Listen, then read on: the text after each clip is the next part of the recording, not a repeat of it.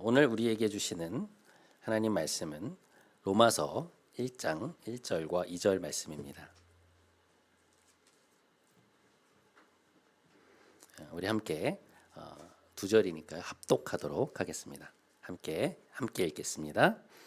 예수 그리스도의 종 바울은 사도로 부르심을 받아 하나님의 복음을 위하여 택정함을 입었으니 이 복음은 하나님이 선지자들을 통하여 그의 아들에 관하여 성경에 미리 약속하신 것이라. 아멘. 이것은 하나님의 말씀입니다.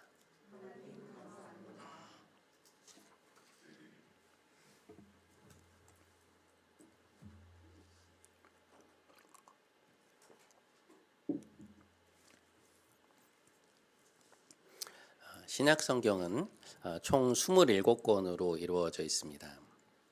장르가 나누어져 있는데요. 복음서가 4권이 있고 사도행전과 같은 역사서가 1권이 있고 그리고 묵시서라고 불리는 요한계시록이 있습니다. 나머지는 서신, 곧 이제 편지 형식으로 이루어져 있는데요. 여러분께서 이제 신약 성경 안에 있는 이 책들의 장르를 이해하시는 것이 중요합니다. 그런데 21권의 서신서 중에서 무려 13권이 바울이 쓴 서신으로 이루어져 있습니다. 신약 성경의 거의 반을 이제 사도 바울이 쓴 것인데요. 하나님께서 그를 이제 그러한 방식으로 사용하셨기 때문에 바울의 서신을 이해하는 것은 신약 성경을 이해하는 데 있어서 매우 중요합니다.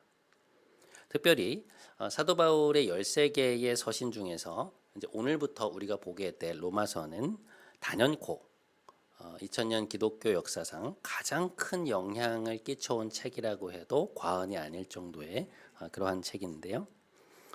몇 가지 에피소드만 들려드려도 제가 지금 하고 있는 얘기가 무슨 이야기인지 아마 이해가 가실 겁니다. 4세기에서 5세기 중반에 살았던 목회자 중에 북아프리카 히포의 주교였던 어거스틴이라는 인물이 있습니다. 자타공히 기독교 역사상 최고의 신학자 중 한 명으로 꼽히는 그러한 사람인데요. 어거스틴은 젊은 시절부터 진리에 대한 깊은 갈망이 있었습니다. 그래서 진리를 찾아 많은 방황을 하다가 어느 날 자신의 집 정원 너머에서 들려오는 아이들의 노랫소리를 듣게 됩니다. 당시 어거스틴은 마음에 많은 갈등과 괴로움을 경험하고 있을 때였는데요. 마음이 복잡할 때면 늘 나가던 정원으로 나갔는데 때마침 담장 너머에서 아이들의 노랫소리가 들려오는 것이었습니다. 근데 그 가사가 무엇이었는가 하니 톨레레게 라틴어인데요. 집어들고 읽어라 라는 그러한 의미입니다. 근데 자기가 아무리 생각해 보아도 아이들이 부르는 그런 가사의 노래를 들어본 적이 없었다는 것이죠. 근데 그 소리가 계속해서 들려오더라는 거예요. 그래서 돌아보니 정원의 테이블에 자신이 읽던 성경이 놓여 있었다는 것이죠. 그래서 그 소리를 자신 앞에 놓여 있는 이 성경을 집어들고 읽으라고 하는 하나님의 음성으로 듣고 펼쳐져 있던 성경을 들고 본문을 읽었는데 그 본문이 어디였느냐? 바로 로마서 13장 12절에서 14절까지의 말씀이었던 것이죠. 우리 한번 함께 읽어보실까요? 2페이지입니다. 자, 시작. 밤이 깊고 낮이 가까웠으니 그러므로 우리가 어둠의 일을 벗고 빛의 갑옷을 입자. 낮에와 같이 단정히 행하고 방탕하거나 술 취하지 말며 음란하거나 호색하지 말며 다투거나 시기하지 말고 오직 주 예수 그리스도로 옷 입고 정욕을 위하여 육신의 일을 도모하지 말라. 젊은 시절부터 진리를 찾아 오랜 시간 방황했고 때로는 방탕한 생활을 하기도 했던 이 어거스틴은 그 말씀을 듣고 나서 진짜 회심을 하게 됩니다. 하나님 앞에 무릎을 꿇고 그분께로 온전히 돌아서게 된 것이죠. 그러니까 이제는 출세를 향한 자신의 모든 시도와 욕망을 내려놓고 하나님을 위하여 살기로 결심합니다. 그리고는 이제 다시 북아프리카에 있는 자신의 고향으로 돌아가서 이제 수도회에 들어가게 되는데요. 기독교 역사 안에서 아주 널리 회자가 되는 유명한 회심에 관한 이야기입니다. 그러니까 기독교 2000년의 역사 속에서 아직까지도 큰 영향을 미치고 있는 이 성 어거스틴의 회심을 불러일으킨 본문이 어디였느냐? 바로 로마서였다는 것이죠. 로마서와 관련된 두 번째 인물도 만만치 않은데요. 16세기 유럽에서 종교개혁을 일으켰던 마르틴 루터는 당시 아우구스티누스 곧 어거스틴 수도회의 사제였습니다. 근데 그는 자신의 영적인 완벽주의 때문에 너무나 깊은 고통을 받던 사람이었어요. 그러니까 아무리 고해성사를 많이 하고 아무리 수도회의 규칙과 법을 완벽하게 지켜도 스스로의 양심이 고발하는 그 내면의 죄들로 인해서 그는 마음에 평안이 없는 사람이었습니다. 당시에 성지순례와 같이 여겨지던 로마에 방문을 해서 예수님이 디디고 올라가셨다고 하는 그 빌라도의 계단을 무릎으로 오르내리기도 하고 온갖 수단을 다 해보았지만 심판에 대한 두려움이 사라지지가 않는 거예요. 그러니까 하나님은 완벽하고 거룩하시고 엄위하신 분인데 어떻게 이렇게 죄가 많은 내가 과연 그분의 심판을 견딜 수 있을까? 이러다가 내가 지옥에 떨어지는 것은 아닌가? 그러한 두려움이 그에게서 떠나지 않았다는 것이죠. 근데 그러던 와중에 그가 비텐베르크 대학에서 시편과 로마서를 연구하고 강의를 해나가던 도중에 루터는 말씀을 읽다가 엄청난 충격에 빠지게 되는데요. 그의 오랜 고민에 빛을 던져주었던 본문이 어디였느냐? 바로 로마서 1장 17절 말씀이었습니다. 이 로마서의 말씀을 붙들고 연구하면서 루터는 인간이 스스로의 어떠함으로 인해 하나님 앞에 의롭게 되는 것이 아니라 하나님께서 이미 행하신 그 일을 믿을 때 하나님께서 자신의 그 믿음을 보시고 자신의 존재를 받아주신다는 사실을 깨닫고 당시 가톨릭 교회의 잘못된 가르침에 반대하는 종교개혁을 일으키게 되죠. 기독교 역사에서 새로운 지평이 열리도록 빛을 비추어준 말씀이 바로 로마서였다는 것입니다. 로마서 1장 17절 말씀, 우리 이 말씀도 한번 함께 읽겠습니다. 자, 시작. 복음에는 하나님의 의가 나타나서 믿음으로 믿음에 이르게 하나니 기록된 바 오직 의는 믿음으로 말미암아 살리라 함과 같으니라. 인간이 하나님 앞에 설 수 있는 유일한 근거는 우리의 어떠함이 아니라 우리를 위해 행하신 하나님의 그 일을 믿는 것, 그것을 신뢰하여 나의 것으로 삼는 데 있다라는 그러한 말씀인 것이죠. 그러니까 개신교의 근간을 세웠던 말씀이 바로 로마서의 말씀이었습니다. 자, 한 사람만 더 이야기를 해볼까요? 18세기 영국에 존 웨슬리라고 하는 사람이 있습니다. 지금 우리가 알고 있는 감리교의 창시자인데요. 기독교 역사에서 아주 중요한 인물입니다. 존 웨슬리는 옥스퍼드를 졸업하고 젊은 시절에 인디언 선교를 위해서 아메리카로 떠나게 되는데요. 그는 그 사역에서 큰 실패감을 가지고 몇 년 후에 고국으로 다시 돌아오게 됩니다. 근데 아메리카로 가는 길에 풍랑을 만났는데요. 사람들이 이제는 죽었구나라고 생각할 정도로 아주 큰 위기의 상황이었던 것 같아요. 근데 그러한 상황 속에서 그는 자신의 옆에서 찬송을 부르면서 놀라운 평안 가운데 마지막을 준비하는 모라비안 교도들의 모습을 보게 됩니다. 그걸 보고서 이 사람이 큰 충격을 받아요. 어떻게 저 사람들은 저렇게 죽음 앞에서 평온할 수 있을까?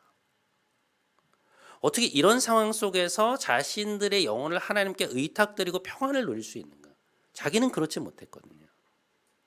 근데 그 사건이 이 사람의 실존을 뒤흔들기 시작하는데요.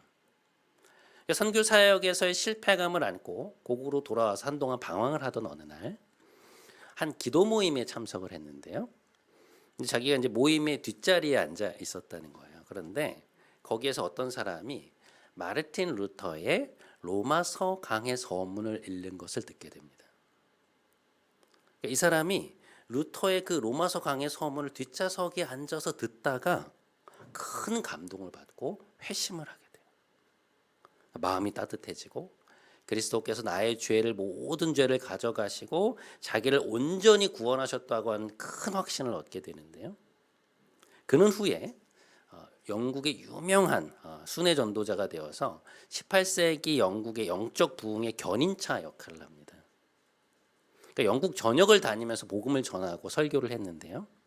그러니까 영국이 바로 옆에 나라인 프랑스처럼 많은 피를 흘리는 유혈혁명을 겪지 않을 수 있었던 것이 18세기 존 웨슬리를 중심으로 한 이 영적 부흥 때문이었다라고 말할 정도로 이 사람은 마치 세례요한처럼 영국 사회에 엄청난 영향을 미쳤던 사람입니다. 이런 존 웨슬리라는 인물이 회심을 하는데 결정적인 역할을 한 책이 뭐냐? 로마서라는 것이죠. 어거스틴, 루터, 웨슬리로 이어지는 이 영향력. 그러니까 이 정도만 말씀드려도 로마서라는 책이 신자들에게 어떤 영향을 미쳤는지 충분히 짐작을 하시겠죠. 그러니까 제가 지금 아주 대표적인 인물들만 예로 들었는데 뭐 일일이 열거하자면 아마 끝이 없을 겁니다. 그만큼 2000년 기독교 역사 안에서 신자들의 삶에 가장 많은 영향을 끼쳐왔고 이제 바울 복음의 정수가 들어있다고 여겨지는 책이 이제 로마서인데 앞으로 몇 달간 이 로마서를 여러분과 함께 읽으면서 또 생각을 해보려고 합니다. 하나님께서 역사 안에서 귀하게 사용하셨던 말씀이니만큼 이 말씀을 통해 우리에게도 큰 은혜를 허락하시길 기대하며 함께 나아갔으면 좋겠습니다. 기대가 좀 되시죠? 네네. 그러면 본문 안으로 한번 들어가 보시죠. 자, 오늘 본문 로마서 1장 1절과 2절 말씀 우리 한번 함께 읽겠습니다. 자, 시작. 예수 그리스도의 종 바울은 사도로 부르심을 받아 하나님의 복음을 위하여 택정함을 입었으니 이 복음은 하나님이 선지자들을 통하여 그의 아들에 관하여 성경에 미리 약속하신 것이라. 로마서는 사도 바울이 자신에 대한 소개로부터 시작이 되고 있습니다. 로마 교회는 바울이 세운 교회가 아니거든요. 그러니까 그는 선교 여행을 통해서 많은 교회를 개척했지만 로마는 바울이 선교를 갔던 곳이 아닙니다. 자, 그림을 한번 보시면 사도 바울은 그의 사역의 최전성기에 10수년에 걸쳐서 총 3번의 선교 여행을 다니는데요. 첫 번째 선교 여행은 저 빨간색으로 된 부분입니다. 구터키, 그러니까 오늘날의 튀르키예의 남쪽 지역을 다니게 돼요.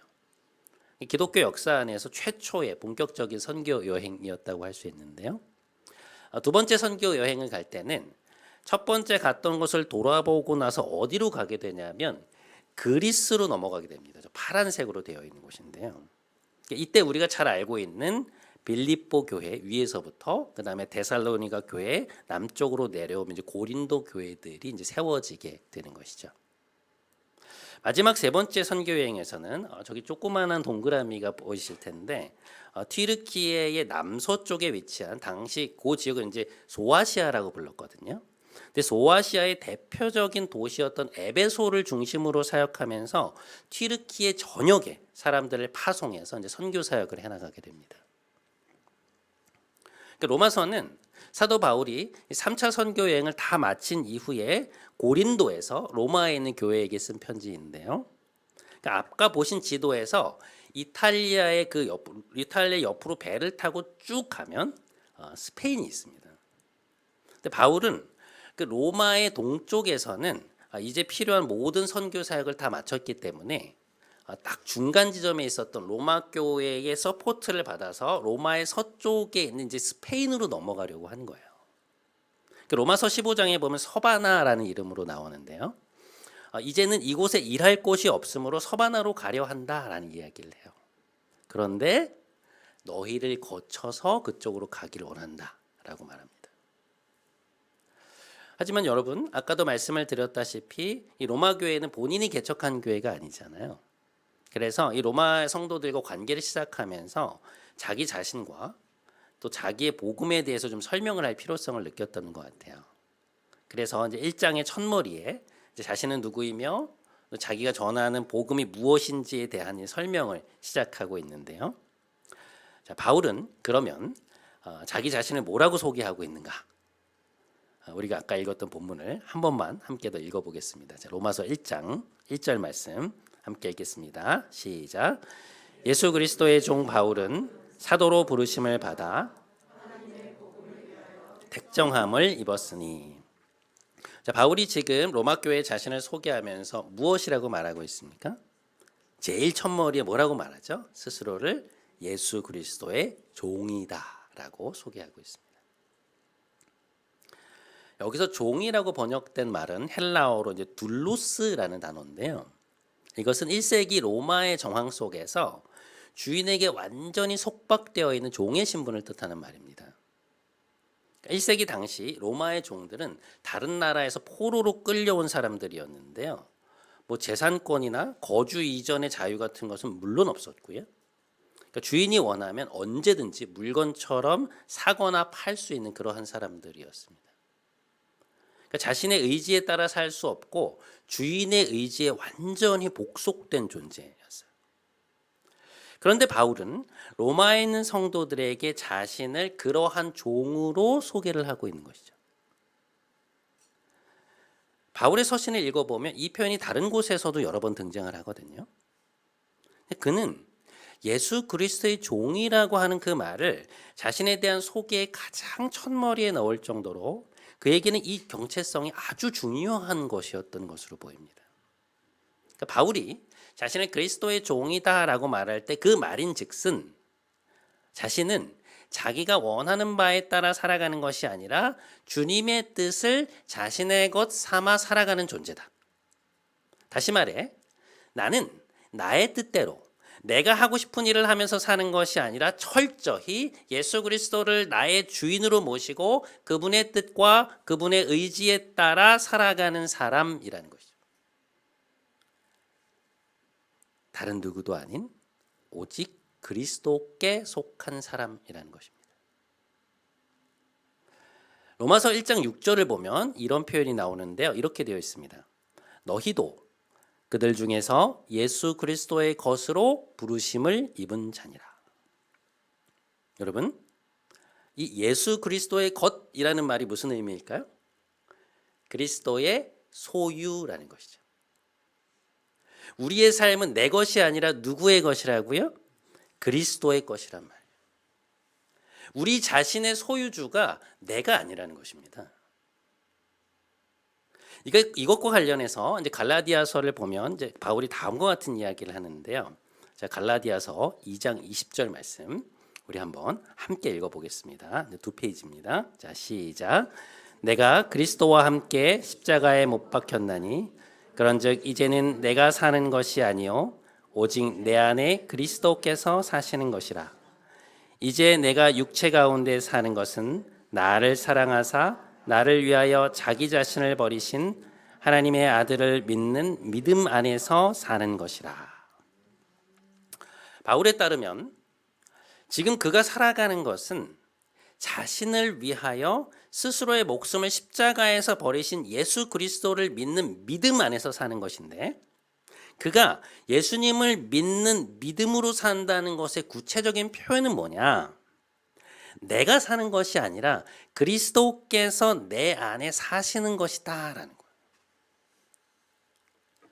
우리가 예수님을 믿고 그 믿음 안에서 살아간다는 것은 내가 내 삶의 주인이 되어 사는 것이 아니라 나를 구원하신 그리스도께서 나의 주인이 되셔서 다시 말해 나의 주님이 되셔서 나를 통해 그분의 뜻을 이루는 삶을 사는 것이다 라는 말씀이에요.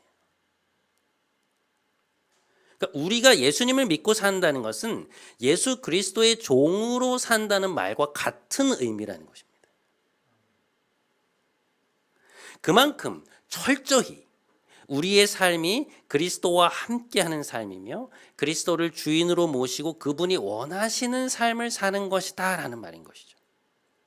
마치 우리가 주일에 헌금을 드리면서 하나님, 제가 소유한 물질이 저의 것이 아니라 모두가 하나님의 것이고 저는 단지 그것을 잠시 맡아서 하나님의 청지기로서 이 땅을 사는 것입니다 라고 고백하는 것처럼 바울이 지금 말하는 것은 내 삶이 나의 것이 아니라 나를 구원하신 그리스도께 속한 것이기에 주님께서 저의 삶의 주님이십니다 라고 고백하는 것입니다.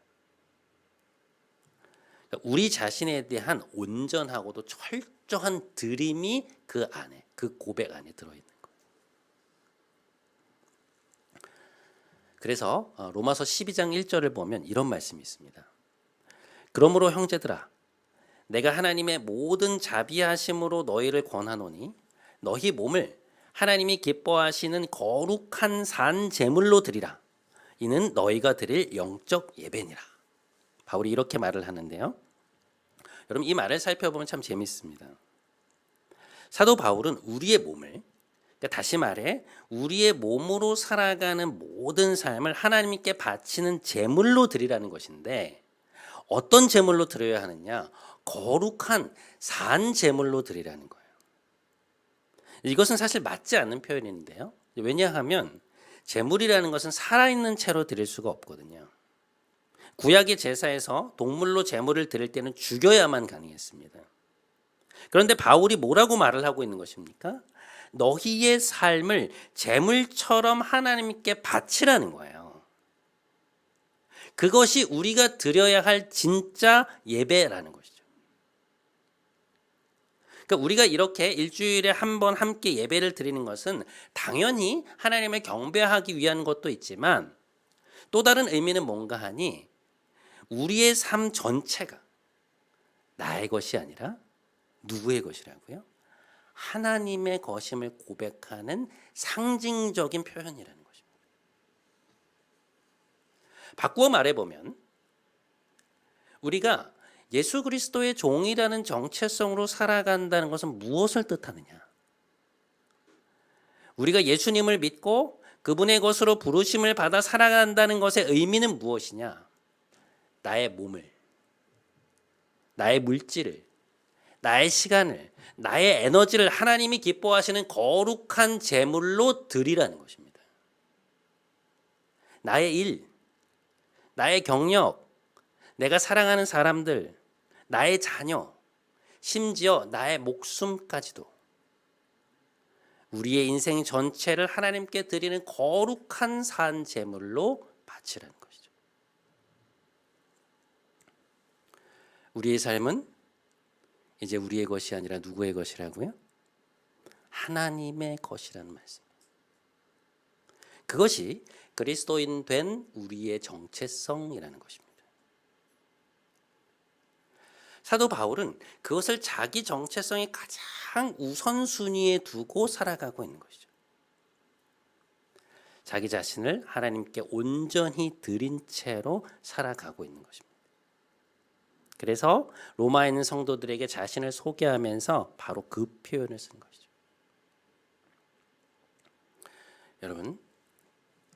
여러분께서 여러분의 정체성의 1순위로 삼고 있는 것은 무엇인가요? 여러분이 살아가면서 가장 중요하게 생각하고 여러분의 삶을 끌어가고 있는 가장 중요한 정체성은 무엇입니까? 사회적 지위입니까? 직장에서 갖고 있는 직책인가요? 아니면 누군가와의 관계? 혹은 지금 내가 이루고 있는 성과 혹은 영향력인가요? 여러분이 삶을 살아가면서 가장 염두에 두고 있는 그 정체성의 1순위가 무엇이냐는 말이에요. 제가 늘 마음에 품고 다니는 말이 하나 있습니다. 어느 날 홈페이지를 찾다가 보게 된 어느 교회의 표어였는데요. 이렇게 되어 있다고요. 한번 함께 읽어보실까요? 자, 시작. 언제나 어디서나 그리스도인. 여러분, 우리의 정체성은 언제나 어디서나 그리스도인이어야 합니다. 아마 이 말에 다들 동의하실 거예요. 그런데 아이러니한 것은 우리가 예수님의 제자로서 그 말씀을 지키며 살아야 한다. 혹은 그리스도인으로서 그리스도의 길을 따라가야 한다는 말에는 기꺼이 동의를 하는 반면, 우리가 우리의 모든 것을 바쳐서 그리스도의 종으로 살아야 한다라는 말에는 선뜻 아멘이라는 말이 쉽게 나오지가 않죠.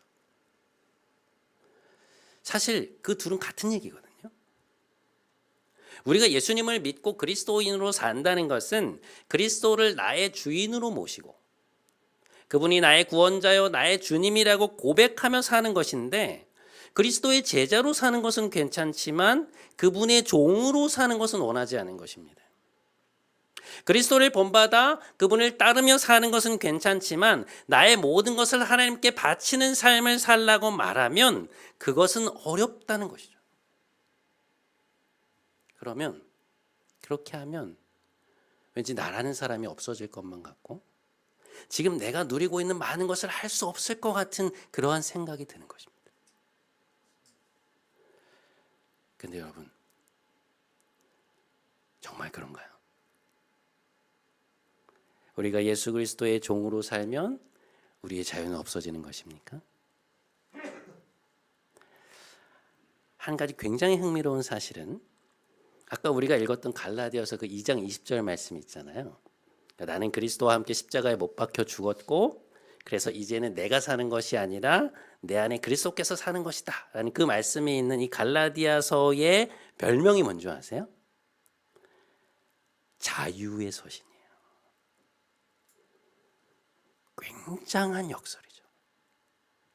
바울은 거기에서 이제는 내가 나의 뜻대로 살아가는 것이 아니라 그리스도의 뜻대로 살아간다라고 말하는데 그 서신에서 말하는 그의 핵심 주제가 뭔가 하니 자유예요.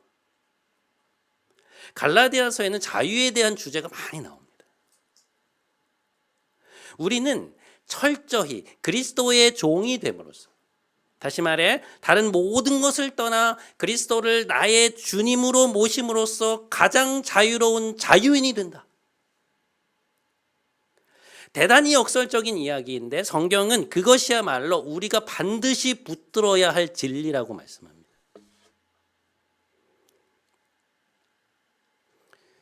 설교의 서두에서 이제 어거스틴에 대한 이야기를 해드렸는데요. 그는 오늘날로 말하면 북아프리카 알제리 출신인데요. 대단히 총명하고 출세에 대한 욕망이 아주 많았던 사람입니다. 그래서 당시 로마의 중심지 중 하나였던 밀라노로 건너가서 밀라노 시장의 대변인 역할을 하기도 하고 뛰어난 수사학 교사로서 이름을 날리기도 했는데요. 그러한 겉모습과는 달리 그의 내면은 채워지지 않는 갈급함으로 인해서 오랜 시간 깊은 목마름 속에 있었다고 그는 고백하고 있어요. 그래서 여러 종교들을 찾아다니면서 이제 거기에 심취를 하기도 하고 사랑과 성을 통해 그 목마름을 채우려고 시도했는데 그게 안 되었던 것이죠. 그럴수록 자신의 삶이 뭔가에 더 얽매이는 것 같고 온전히 채워지지 않는 그 자신의 내면의 그 목마름으로 인해서 괴로워하고 있을 때 그가 누구를 만났느냐? 예수 그리스도를 만난 것입니다. 어거스틴이 예수님을 만나고 그리스도를 자신의 구원자요 주님으로 모시게 되면서 그가 했던 아주 유명한 고백이 하나 있습니다. 어거스틴의 고백록에 나오는 말인데요. 우리 한번 함께 읽어보실까요? 자, 우리 함께 읽겠습니다. 시작. 우리는 당신을 향하여 살도록 창조되었으므로 당신의 품에서 안식하기까지는 결코 진정한 안식을 누릴 수 없습니다. 다시 한 번만 읽겠습니다. 자, 시작. 우리는 당신을 향하여 살도록 창조되었으므로 당신의 품에서 안식하기까지는 결코 진정한 안식을 누릴 수 없습니다. 여러분, 인간이라는 존재는요, 하나님으로만 온전히 만족할 수 있도록 창조되었기 때문에 세상에 있는 다른 어떤 것으로도 하나님이 창조하신 우리 영혼에 있는 그 빈 공간을 채울 수 없다는 거예요. 사람들은 자신들의 내면에 있는 그 공간을 인식하고 그걸 채우기 위해 끊임없이 무언가를 찾아다니지만 다른 것으로는 결코 그 빈자리를 채울 수 없다는 것입니다. 만족이 안 된다는 거예요. 오직 하나님을 그 자리에 모실 때에만, 오직 그리스도를 나의 주님으로 모실 때에만 인간은 진정한 안식과 참된 만족을 누리게 된다는 것입니다. 그리고 그것이 우리에게 진짜 자유함을 느끼게 해준다는 거예요. 우리가 자유하다는 것은 뭐냐? 우리 내면에 있는 그 빈자리를 채우려고 무엇인가를 끊임없이 찾아다니지 않아도 된다는 것입니다. 이제 그 만족을 찾았다는 거예요. 안식할 수 있다는 것입니다. 그래서 예수님은 마태복음 11장 28절과 29절에서 이렇게 말씀하시죠. 수고하고 무거운 짐진 자들아 내게로 와라. 그러면 너희 마음이 무엇을 얻을 것이다? 쉼을 얻을 것이다. 너희가 그토록 찾아 헤매던 그 만족감을 얻게 되고 자유함을 느끼게 될 것이다. 그렇게 말씀하신 거예요. 여러분, 이것은 듣기 좋으라고 하신 말씀이 아니에요. 미사여구가 아닙니다.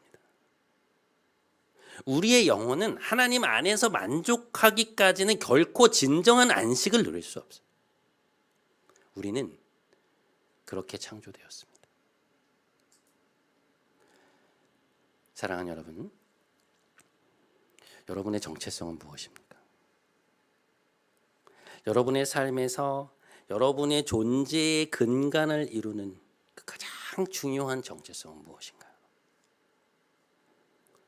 예수님만이 여러분의 주님이시고 예수님만이 여러분의 모든 것입니까? 그리스도께서 여러분을 통해 살고 계신가요? 나에게 속한 모든 것이 주님의 것임을 인정하고 그분을 나의 유일한 주인으로 모시며 살아갈 때 우리는 이 세상의 그 무엇에도 얽매이지 않는 참된 만족과 자유를 누리게 될 것입니다. 우리의 주요 구원자이신 그리스도 안에 거하며 언제나 어디서나 그리스도인이라는 정체성으로 살아가므로 마음에 진정한 자유와 안식을 충만히 경험하시는 여러분의 한 주가 되시기를 주님의 이름으로 간절히 축원드립니다.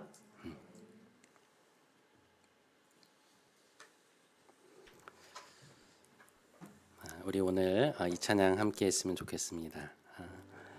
오직 주님만 나의 갈급함 채우네. 오직 주께만 더 가까이 가기를 원하네. 우리의 갈급함을 채워주시고 우리 내면의 빈자리를 채워주시고 우리에게 기쁨과 안식을 주시는 주님 앞에 찬양하며 함께 나아가도록 하겠습니다. 오직 주님만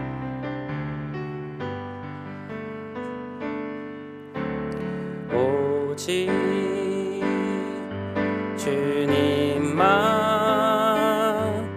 나의 맘에 갈급함 채우네. 오직 주께만 더 가까이 가기를 원하네. 다시 한번 오직 주님만 오직 주님만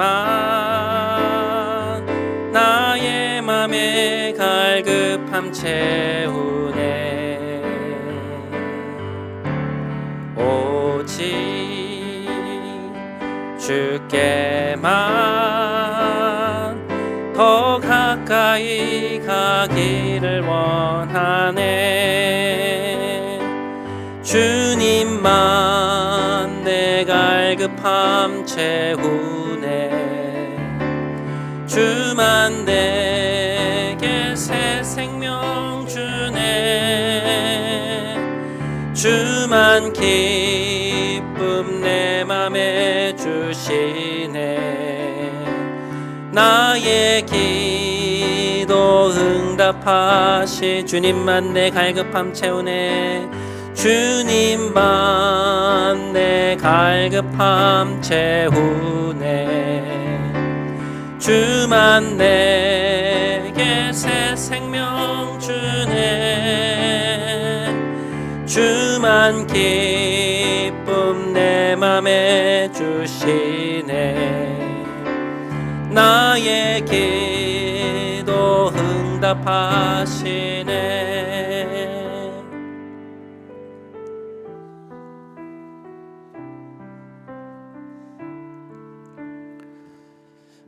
사랑하는 여러분, 예수님만이 여러분의 진정한 주인이신가요? 예수님만이 여러분에게 만족과 안식을 주시는 분이십니까? 예수님만이 우리에게 참된 자유를 주시는 분이라고 고백하시는지요? 우리 시간 함께 기도하기 원합니다. 주님, 우리의 인생에 다른 것들이 주인이 되지 않게 해주십시오. 우리가 주님보다 더 주인 삼은 것 있다면 이 시간 내려놓게 해주십시오. 오직 그리스도께서 저의 삶의 진정한 목적이 되어 주옵소서. 우리 이 기도 제목 가지고 함께 좀 기도하며 나아가도록 하겠습니다. 함께 기도하겠습니다. 사랑의 하나님, 감사합니다. 오늘 우리에게 귀한 말씀을 허락해 주셔서 감사합니다. 우리의 정체성이 예수 그리스도의 종인가 다시 한번 돌아보게 해주셔서 감사합니다. 하나님 아버지, 하나님을 아버지로 믿고 그리스도를 주님으로 믿는다고 고백하면서 내가 그리스도인이며 그리스도의 뒤를 따라간다고 고백하면서도 우리 자신의 모든 것을 주께 바치지 못할 때 많았습니다. 나의 정체성이 그리스도의 종이 되지 못할 때가 많았습니다. 주님 용서해 주십시오. 다른 것이 우리 삶의 주인이 되지 않게 하시고 오직 주님만이 저의 삶의 주인이 되실 수 있도록 인도하여 주시옵소서.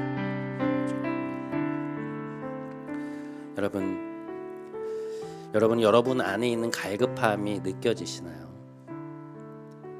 갈급함이라는 것은 꼭 무언가 채워졌으면 하는 느낌만이 아니고요. 우리가 느끼는 평안의 부재, 걱정, 염려, 불안, 두려움, 조급함, 메마름, 그 모든 것이 우리 내면에 있는 갈급함의 양상들입니다.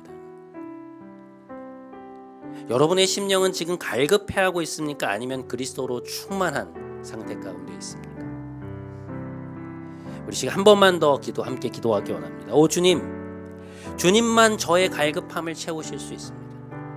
주님만이 저에게 참된 만족감을 주실 수 있습니다. 이 시간 주님을 초청하오니 우리의 심령에 충만히 임하여 주옵소서. 우리 이 기도 제목 가지고 한 번만 더 함께 하나님 앞에 나아가겠습니다. 함께 기도하겠습니다. 하나님 아버지, 우리 안에 있는 갈급함들을 하나님 아십니다. 우리 안에 있는 그 평안의 부재를 하나님 알고 계시고 걱정과 염려와 때때로 올라오는 불안과 두려움과 또 조급함과 영적인 메마름을 하나님 알고 계십니다. 그것이 모두 우리 내면의 우리 영혼의 갈급함의 표현이며 우리 영혼 안에 있는 빈 자리와 빈 공간이 채워지지 않았음을 뜻하는 것입니다. 하나님 아버지, 우리를 긍휼히 여겨주시고 주님께서 그 자리에 오셔서 우리의 빈 자리를 채워주시옵소서. 우리의 빈 공간을 채워주시옵소서. 주님께서 우리에게 임재하셔서 우리에게 참된 만족과 안식을 허락하여 주시옵소서. 주님만이 우리의 주님이십니다. 주님만이 저의 갈급함을 채우실 수 있고 주님만이 저의 만족이 됐습니다. 주님만이 저에게 참된 안식을 주실 수 있으며 주님만이 저를 충만케 하실 수 있으며 주님만이 저에게 참된 은혜를 주실 수 있습니다. 오 주님, 시간이 간구합니다. 다른 어떤 것이 우리 주인이 되지 않게 하시고 오직 주님께서 우리의 삶의 주님이여 주인이 되어 주시옵소서. 오 주님, 우리와 함께하여 주옵소서. 모든 두려움, 염려, 불안 물러가게 하시고 하나님 안에서 참된 충만함으로 살아가는 우리가 되게 하여 주시옵소서.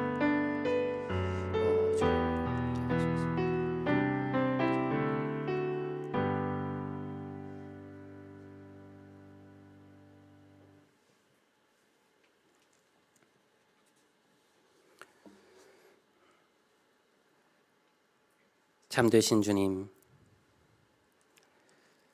우리 안에 커다란 갈급함을 느낄 때가 많이 있습니다.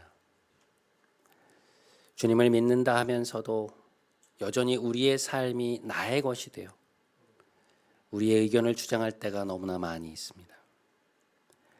우리가 주인이 아니라 주님께서 주인 되시는 삶을 살기 원합니다. 나의 삶의 모든 것이 주님의 것임을 인정하고 주께 모든 것을 의탁드리오니 우리의 삶을 받아 주옵소서. 우리 삶의 진정한 주인이 되어 주옵소서. 찬송받기에 합당하신 우리 주 예수 그리스도의 이름으로 간절히 기도드립니다. 아멘. 네, 다 함께 자리에서 일어나셔서 오늘 마지막 파송의 찬양하심으로 오늘 예배 마치도록 하겠습니다.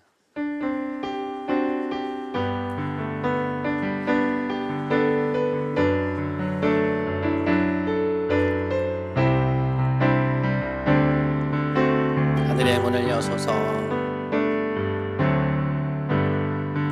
하늘의 문을 여소서, 이곳을 주목하소서. 주를 향한 노래가 꺼지지 않으니 하늘을 열고 보소서. 이곳에 임재하소서, 이곳에 임재하소서. 주님을 기다립니다.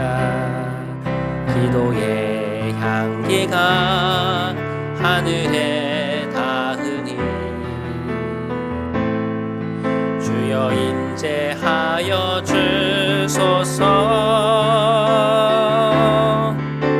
이곳에 오셔서 이곳에 앉으소서. 이곳에서 드리는 예배를 받으소서. 주님의 이름이, 주님의 이름만이, 오직 주의 이름만 이곳에 있습니다. 이곳에 오셔서 이곳에 앉으소서. 이곳에서 드리는 예배를 받으소서. 주님의 이름이, 주님의 이름만이, 오직 주의 이름만 이곳에 있습니다.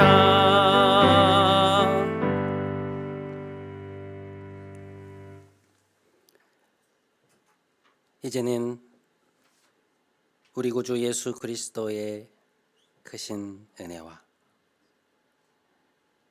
하나님 아버지의 놀라우신 사랑과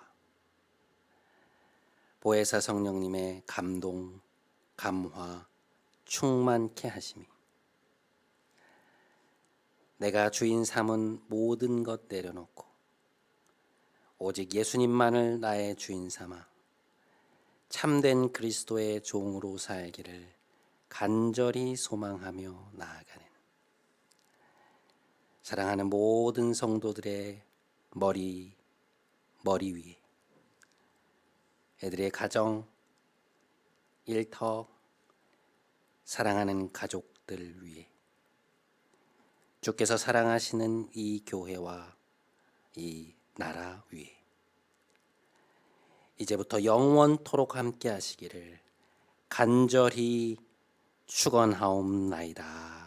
아멘.